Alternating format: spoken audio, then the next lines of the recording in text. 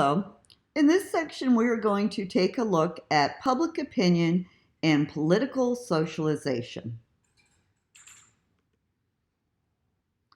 So what is political socialization? Well, we define this as the learning process by which people acquire their opinions, beliefs, and values. Ideology is a coherent pattern of opinions on political issues that stems from a basic underlying belief or set of beliefs. It is our political ideology that determines what political group that we may end up belonging to. So, for example, if you're okay with the government being involved in your economic life, but not in your social values, such as defining marriage, you might classify yourself as a liberal. On the other hand, a conservative is not okay with government being involved in one's economic life, and they will often advocate for the free market. But they are okay with the government being involved in social values. A libertarian, on the other hand, they advocate for less government involvement in both areas of economic involvement and social values. They just believe that the government should have less of a role in our overall lives. While a populist is okay with government involvement in both of these areas of our lives. So you have to kind of look at the political spectrum down below and define where you might be. Center is where we often find most people, and this group will refer to themselves as moderates.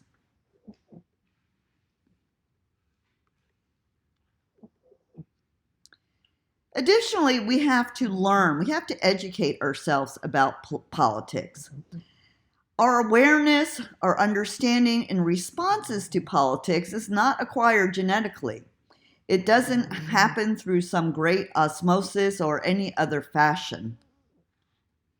We learn it through our family, our churches, our schools, our peers, our community, and through the media.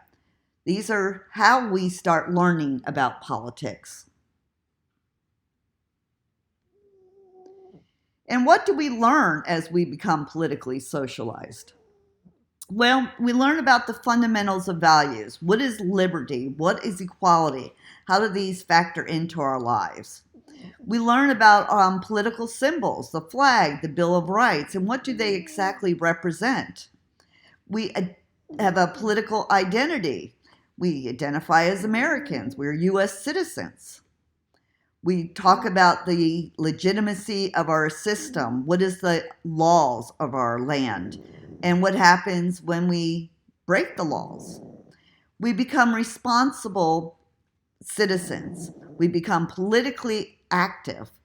And we also learn about how the political system works. What are elections, and how do those elections define what our future is going to be? And the other thing with political socialization, we know that gender plays a huge role in how we socialize politically. Gender often has a major effect on one's political opinions. When the gender differences, when looking through the political lens, is what we refer to as the gender gap. And when we look at women are more likely to register and vote as Democrats. And additionally, they are more likely to support things like reproductive rights, income assistance, gay, lesbian rights, affirmative action. Another area is geography.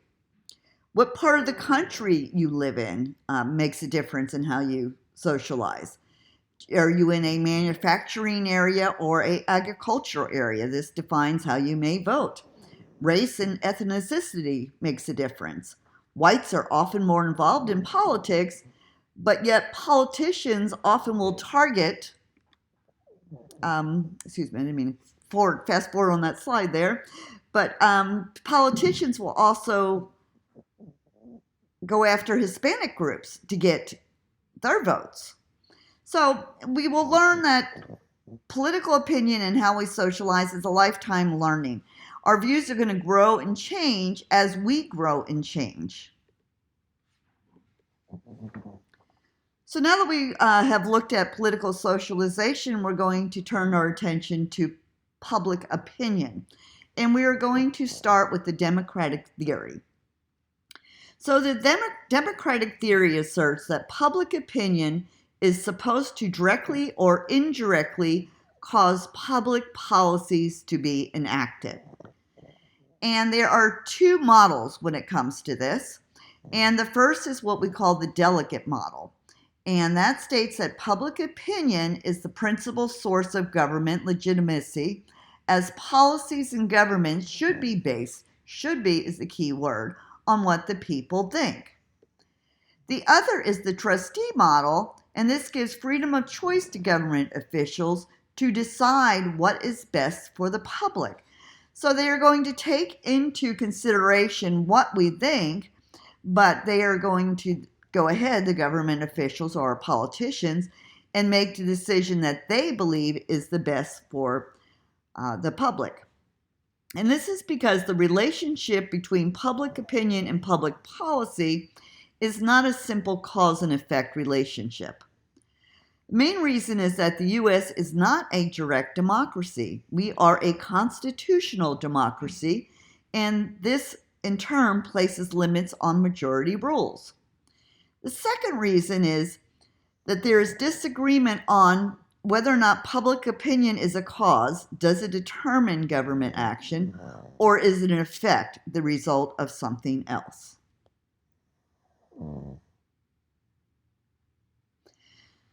So public opinion is about what people are thinking about at a particular time. So when the economy is good, we don't necessarily worry a lot about our finances, the interest rates. We just don't put a lot of thought into the economy. But we know that when the economy is bad and stock markets are crashing and jobs are not, that the unemployment rate is high, that then we start to think a little bit more about economic issues. Health insurance comes and goes as being a particular issue on the public's mind. Right now, it may be immigration, because that's the thing that seems to be most in the public eye lately. So, depending on what is going on is how a politician is going to set up their platform. So, how do they figure out what is on a individual's mind, and how does the public express their opinion? Well, we may do this verbally. We may do it through casting a vote, through a survey. We may do it through protest. It depends on the individuals. And more importantly, does it matter in politics and to politicians what is on the public's mind? Well, the answer is yes and no, because politicians do want to know what is on the public and what are we feeling on issue, as it does aid them in their campaigns. They also rely on public opinion when they're trying to pass or block a bill. Additionally, parties may change their ideology because they are out to get elected, so that can also flux at times. We also know that there are limits on public opinion. And the problem is that many citizens don't necessarily understand politics or lack understanding on particular issues. We are often misinformed on political issues depending on where we get our source of information from. And we want to champion for an issue, but we are often unwilling to be part of the change or part of the solution. So, for example, Americans often say that, their Congress needs to balance their budget. Well, in order to balance a budget, we would have to be paying higher taxes. Well, we don't necessarily want to pay higher taxes, so we're not necessarily going to get a balanced budget. Another thing is we want better national security. We want our borders protected. But when it comes to being screened at an airport and having to be there 2 hours early, well, then we are going to complain about that inconvenience in our life. So if we want to vocalize and champion for change, we must be willing to be part of the solution. So how do we find out what people think? What is on people's minds? Well, we usually will do polls. And through polls, we gather information, and then we use we apply statistics to analyze our results.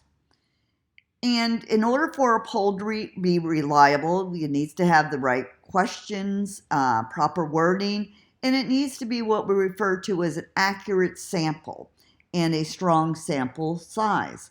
So population refers to the people being studied.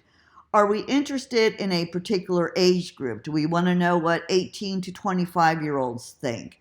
So we would go after that population. Are we interested in gender? Do we want to know what males think versus females? Are we interested in what the northeast of the country thinks about versus the southwest portion of the country? So we first define what our population is going to be, and then we take a sample of that population. Now, we obviously cannot take a sample, or we can't poll everybody in that area. So we do what we call is a random sample. We take a random selection to estimate the opinion of the particular population. We need a strong sample size. We do set up a margin of error, and if you have taken stats, you will know how that works. So sample is a few individuals, and they are questioned, and the results are compiled. And the thing with sampling is it's just so important for so many types of research, and in particular public opinion. It's impossible and just expensive and self-defeating to study every unit in a population. So we take the results and we examine them under the laws of probability theory. And our random sample, or probability sampling, provides us an expectation of the representative sampling. And it draws from the population that may or may not even have had a previous knowledge on the subject. So polls we had mentioned earlier are only as good as the questions. The questions cannot be confusing. They cannot be push polling, which means that we're stacking the questions to get a particular answer. And they can't be oversimplified either. And the order of the questions is important.